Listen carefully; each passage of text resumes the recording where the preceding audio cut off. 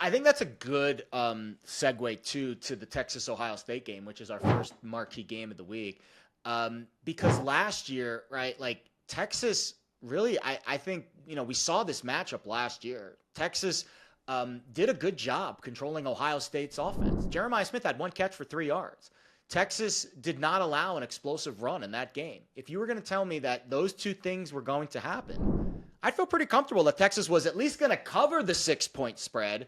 Couldn't do either of those things. So now it also helps that they ran the worst play call in sports history next to the Marshawn, not going, handing it off to Marshawn Lynch against the Pats in, what was it, X-Flix or whatever. Yes, the Super Bowl play. That was really that was bad. All you had to do, and this is where I don't buy into Steve Sarkisian.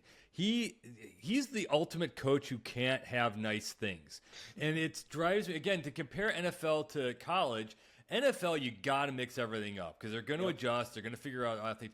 In college, if you can figure out there's mismatches always. You've got a guy who's, NFL guys versus a guy who's going to be, slinging, burgers 10 minutes from now. So you're going to have guys who are different ends of the talent spectrum. So if you've got the line or you got something that works, you can hit it 97 times in a row. And this is where Stanford, for example, screwed up against Hawaii because Hawaii couldn't stop the run and Stanford couldn't throw. So what did Stanford do? They got cutie pie and tried a little quick pass and stuff instead of just blasting away. Texas last year against Ohio State, all you had to do was, tush push Arch Manning 4 times from the 1. They get in and they'd be fine, and we're going into overtime. Instead, Sarkisian runs a horrible play. They run wide. Caleb Downs blows it up. Next play, they're on their way to the national championship. So, so when we talked about this game, will Steve Sarkisian screw it up? Like his first 25 plays, I'm not one of those people who really dive in too deep into the live game betting.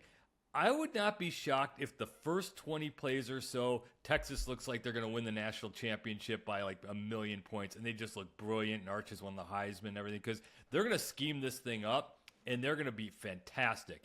And then things will settle in, and then Sark's going to have to adjust, and he is not that good at doing it.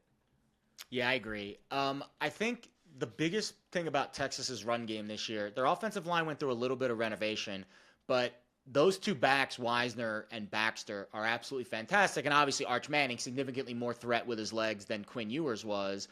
The Longhorns only had 3.4 yards per carry, no explosives in that game against Ohio State in the Cotton Bowl. I think that is going to change. I think Texas and Ohio State's working in a basically new defensive line, right? Like Atkinson's a stud. He came over from UNC. All new. Yeah, but everyone else on the line, like these guys all played last year, kind of, but they didn't get considerable minutes. And we heard Ryan Day say in the preseason, we heard him say media day, we're a little bit concerned with our depth in this position up front defensively. This feels like the advantage for Texas. You go into Columbus, you want to control the tempo. I think they should be able to run the ball. What do you think? Yeah, they should be able to. And Ohio State was easy last year. Like, I'm not that bright, but I was telling everyone from February on, even after they lost to Oregon, and especially after they lost to Michigan, it's like they've got more talent than everyone else. They were going to win the national title. That was an easy call for one reason, which points to just you said. They got everyone back on the defensive line. They got guys who could have and should have gone off to the NFL. They're like, nah, we want to come back for one more year. So you had this senior-dominated line full of NFL talents on top of a senior-level linebacking core. And then you get the guy who's actually probably the best player in college football is Caleb Downs. Yep. And you get a senior veteran, 10-year veteran quarterback in Will Howard. And you have that NFL running backs, and you didn't even know about Jeremiah Smith. They had just more talent than everyone else. We know Ohio State has the talent. They just haven't proven it yet. So to your point, yes, but Texas lost a lot too. Texas has some killers on the defensive side, but they lost a bunch from that secondary. So I do think that Ohio State's still Ohio State. There's a certain level of talent that's going to be there, but you're right. How quickly can they adjust and adapt? And it's just what you're saying right now. What Ohio State has been over the years, they get salty. As soon as they're the favorite in this game, so it's not like nobody believes in us, Ohio against the world, that kind of garbage. But they do get that sort of bee in their bonnet where it's like, oh my gosh, everyone's going to doubt us. Nobody believes in us. And they actually buy that. And I think that what you just kind of said, these guys are going to have waited their turn. They're going to be like, okay, watch this now. So I know it's a little squishy, but I kind of like that idea, just especially at home. And Ohio State's about to step up, and those lines are about to do something big. Yeah, so here's my biggest concern. And by the way, I wrote up Texas this week. I gave out +2.5. I wrote it up for lineups.com. Please read the write-up on this. I did get into this a little bit more in the write-up, but I'll share it with you now. The Longhorns last year did a really good job stopping the run for Ohio State without committing extra bodies in the box. They were able to do it with their front four, and that's why they were able to sit back in zone coverage and take away Jeremiah Smith. Now, when you take away Jeremiah Smith, usually Carnell Tate, Brandon Innes, in this case, last year it was Egbuka, are going to probably get theirs. But it feels like Texas does have the front set. I mean, they are loaded up front, Texas. I know secondary, they're going through a little bit of a renovation. They're going through a renovation up front as well. But let me give you some of the guys that they have. First of all, Anthony Hill's back. He's their star linebacker. 100. He might be actually be the best. If it's not Downs, he might be the best player on the field. That's fair. But Colin Simmons was fantastic last year, freshman All-American. He is also back. I think the two of those guys, Hill and Simmons, might be the best 1-2 punch. I agree. Downs is the best defensive player in the country, but I don't know if there's a Robin to the Batman like Texas has with Collins and Simmons. They also added some very high-level players in the portal up front. Travis Shaw from UNC, Murad Watson from Syracuse, Brevard from Purdue. Watson was on the all-true freshman team last year. Brevard was all Big Ten honorable mention. And then Justice Terry, the incoming freshman, might be the best player of them all. Maybe he will be the best defensive player in the country, in a couple years. So I just feel like Texas, Pete, does have the ability to stay in their base defense and shut down the Ohio State run game, right? No Judkins, no Henderson for Ohio State this year. Peoples will be good, but I think the other two backs were better. And the offensive line for Ohio State is going through a huge renovation, just one starter back. To me, I think Texas is going to win this battle up front at the line of scrimmage. It's so hard though, and it's one of those things where yes, because there is no preseason in college football, we have to just kind of go by returning experience. Yeah, we don't know yet. I mean, True. But again, yeah, like if we said last year, oh gosh, you look at who they've got to replace Marvin Harrison Jr. They got to replace these guys, and then all of a sudden Jeremiah Smith pops up. It's one of those. This matters more if you are, Georgia Tech or Illinois or something where if you lose a bunch of experience, you don't get.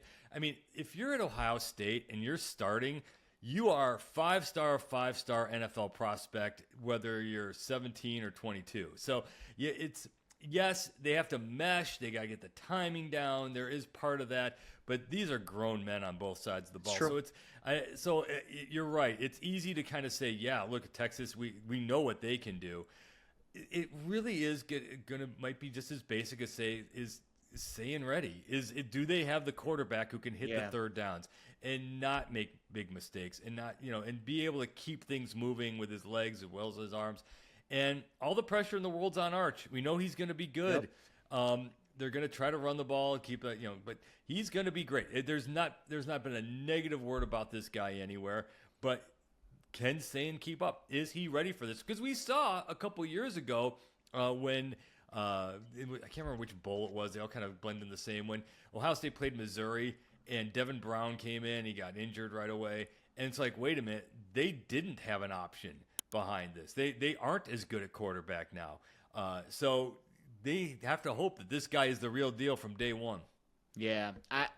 I would, first of all, the Arch stuff, he's being set up for failure. And we'll have a lot of time to go over his Heisman accolades this year. I think he's obviously in contention. Should he be the favorite? Probably not, because I think Texas's defense is so good. They're not going to need to score 30, 40 points last year like Cam Ward needed to do at Miami in order for them to win games. But the amount of hype, it's impossible for him to live up to this amount of hype, right, Pete? I'm the guy who still doesn't believe that Travis Hunter won the Heisman. He wasn't even on my ballot. I mean, he wasn't even the best player on Colorado. I mean, I agree. But I think that was just like the wow factor of going both ways. Just like, I guess, but people just got so intoxicated by it.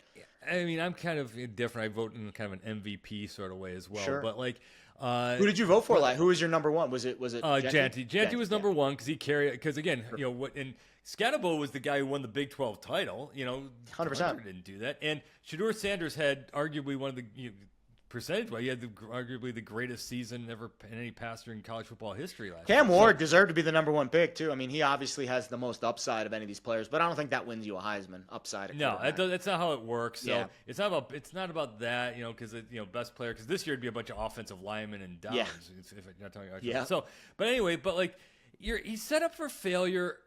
But on the flip side of that, he seems to be one of those guys who sort of gets it. Remember, Peyton didn't really win anything. He flopped in the big games against Florida. Oh, he was terrible for Tennessee. Peyton Manning, right? You're talking about Peyton Manning? He was great, but he was a great player. Like in the big game, they never won anything. He was just a really great player, had great numbers. They never won. They somehow won.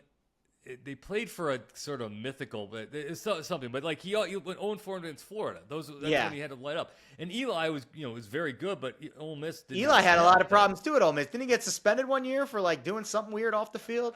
I don't know. Yeah, but Eli was very good. But and they were both great, but they weren't historically great from a winning perspective, like a Joe Burrow. Arch is one of those guys who gets it. And again, I doing what we do. I hear all the who stuff about speaking of Shedeur. You hear who's good guy, who's bad guy, who's this and that, and Travis Hunter, great guy. You hear these things behind the. There's not a negative word about Arch. He's just one of those guys. He knows who he is. He's a Manning, but he's not. Doesn't think he's too big for the moment. He knows he's going to be the number one pick. He knows he's going to make $300 million instantly very soon. So I do think so. But on the flip side of this is if he goes off and he lights up Ohio State, Heisman race over. If he's great and they win. Remember when Jameis Winston came out in that? I think it was a Monday night game against Pitt. And you're like, okay, that's it. He's Heisman. Florida State's good. Jameis Winston's awesome, and there's your Heisman. He might actually come out and do that. So, but like you said, he doesn't have to. They might take it out of his hands and just say, let's rely on the lines. Let's rely on the running game. But with all that, to get to the overall point, I'm very I hate people hate when I say stuff like this. This out of all the college games, just if you have to bet on it in your heart of hearts, then do it. But otherwise, stay away. I mean, this is like an NFL game. Yeah. There's this week. If you're going to invest, find the crazy lines out there and go for that. I joke about Arkansas and Alabama A&M. Arkansas is probably going to beat Alabama A&M 55-0. So go with stuff like that where the lines are just crazy as opposed to this NFL-like game where if we're talking next week and, hey, look, Ohio State beat Texas 52-10. Oh, wait, Texas beat Ohio State 52-10. Or there's no outcome in this that would be totally shocking.